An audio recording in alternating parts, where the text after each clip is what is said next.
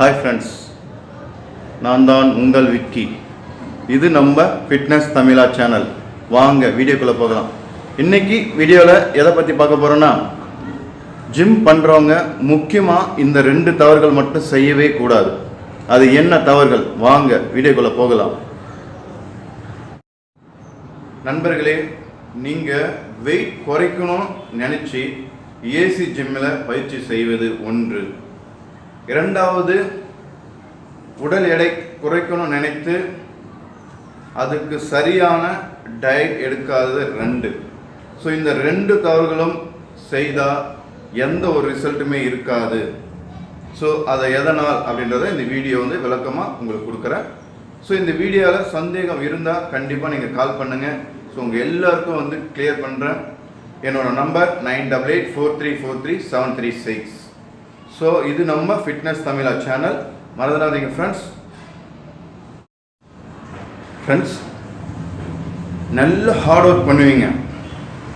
போயிட்டு சொட்டிங் வருதுன்னுட்டு ஏசியில் போய் நின்று முகத்தை காட்டுறது, உடம்பை காட்டுறது.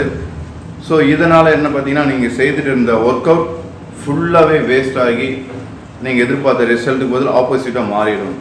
ஸோ உடல் எடை குறைக்க நினைப்பவர்கள், அதே மாதிரி உடல் எடை குறைக்கணும்னு நினச்சிட்டு ஆப்ஸ் ஒர்க் அவுட் எல்லாம் நல்லா ஹார்ட் ஒர்க் பண்ணுவீங்க.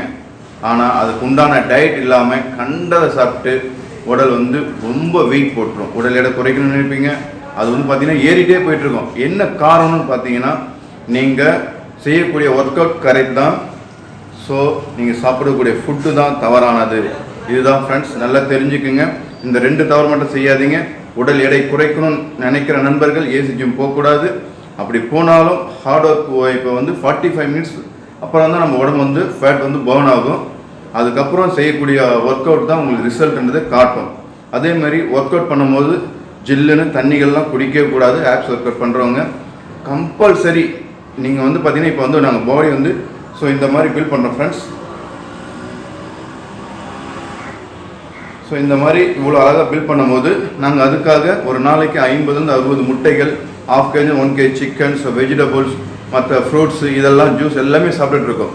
அப்படி சாப்பிடும்போது பாடி பில்டப் ஆகும், எங்களுக்கு பெருசாகிட்டே இருக்கும்.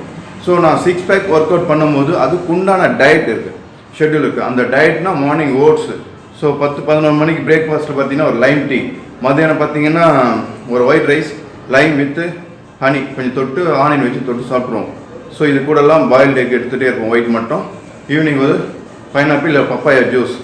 பிஃபோர் ஒர்க் அவுட் ஸோ ஒரு சாண்ட்விச் எடுத்துகிட்டு, after work out whey protein எடுத்துகிட்டு, நைட்டு 2 சப்பாத்தி சுகர் ரொட்டி வித் ஹனி போட்டு தொட்டு சாப்பிட்றோம். வேறு எதுவுமே சாப்பிட மாட்டோம். ஸோ இந்த மாதிரி இருந்தால் தான் உங்களுக்கு சீக்கிரமாக வெயிட் லாஸ் ஆகி பாடி ஃபிட்டாக மாறுறதுக்கு, 6 பேக் வர்றதுக்கு மிகவும் ஹெல்ப் பண்ணும் ஃப்ரெண்ட்ஸ். இதை ஃபாலோ பண்ணு. இதை இன்னும் டீப்பாக இருக்குது, டயட்ன்றது டீப் இருக்குது. நான் இன்னும் இது மேலோட்டமாக சொல்லியிருக்கேன்.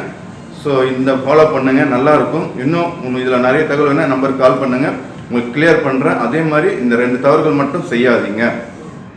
அதே மாதிரி அடுத்த வீடியோ பார்த்தீங்கன்னா, உடற்பயிற்சி செய்கிறோம் 1 வருஷம் 7 மாதம் 8 மாதம் செய்கிறோம், ஸோ எந்த ஒரு ரிசல்ட்டுமே இல்லை. அதன் காரணம் என்ன? அடுத்த வீடியோவில் பார்ப்போம். வாழ்க வளமுடன். மறக்காமல் நம்ம ஃபிட்னஸ் தமிழை சப்ஸ்கிரைப் பண்ணிடுங்க ஃப்ரெண்ட்ஸ். All the best.